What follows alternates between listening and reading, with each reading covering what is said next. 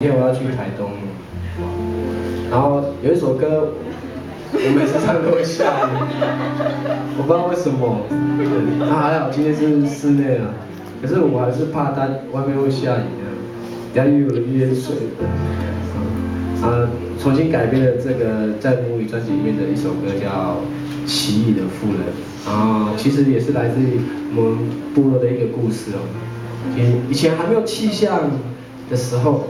其实部落的天气都是看一个巫师，然后碰到不下雨的时候，就会办祈雨祭，不是那个雨哦，不是祈雨哦，是下雨那个下雨的，祈求下雨的那个祭典。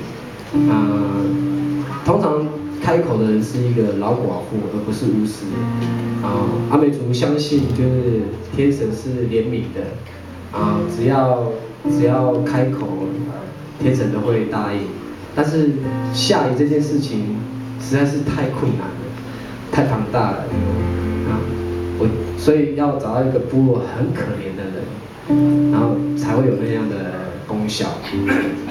当然很可怜的是老寡妇，就老公最好是那种老公死掉，小孩子又死光光的那种，很可怜很可怜，已经没有朋友的那种。可是通常这样的人，其实我觉得心理上的伤害也是很大。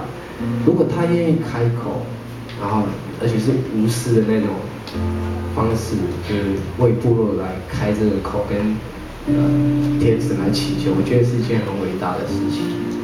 于是就听到这样的故事，然后看到我们老人家也很努力的想要把奇异的那个祭典的歌找回来，因为像这首歌一般时候都不能乱唱。我唱的现在这个是我自己创作的，我不知道为什么还是会下一点点，但没有那么大然后雨，每次唱会下雨，好恐怖哦！这首歌好像被诅咒了。有带伞吗？有。